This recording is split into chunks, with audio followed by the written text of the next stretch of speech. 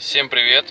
Сегодня записываю новый видос, и он будет на тему как найти электронный блок управления двигателем у себя в машине, в Lanos или Sense. Есть несколько мест, мы о них сегодня поговорим, обо всех местах, где устанавливается, где устанавливали, в каких местах они находились, и наглядно я все вам покажу. Так что не будем затягивать начало и, пожалуй, уже начнем.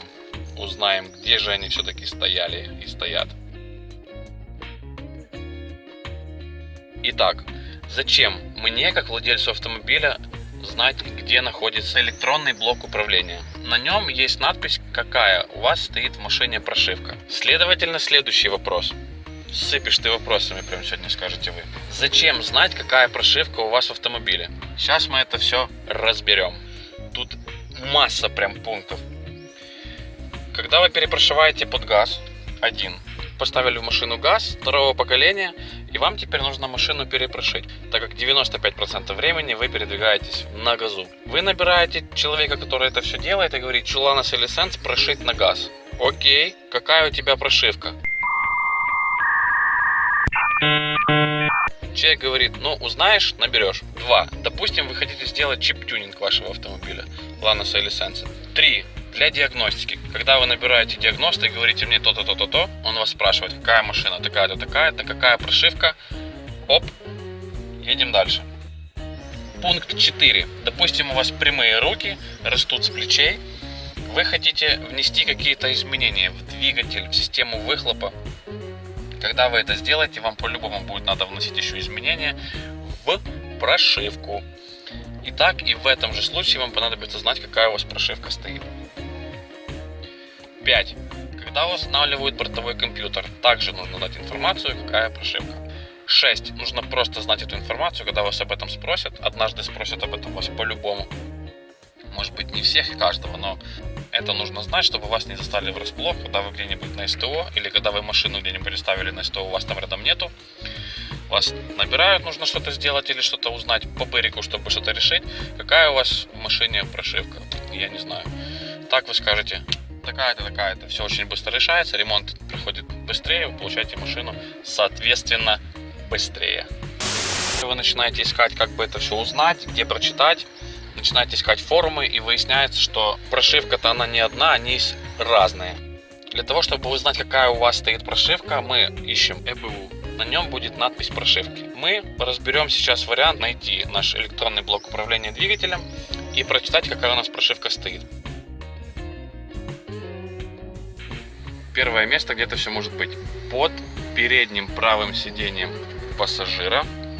Для того, чтобы туда добраться, нам понадобится головка на 12. Откручиваем 2 болта сзади, также 2 болта впереди. Вытаскиваем сидуху. Там будет у нас идти на полу такой пластиковый защитный, так скажем, каркас.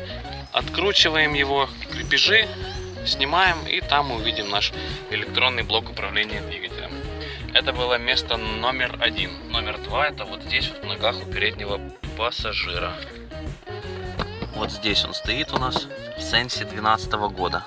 Что нам нужно снять? Открутить вот эту, так скажем, винтик и снять вот эту вот декоративную накладку.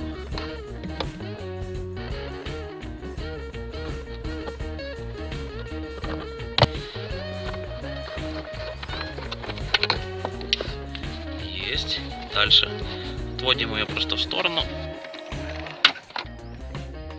Скоба у нас отошла. Теперь аккуратненько все поднимаем, уводим в сторону.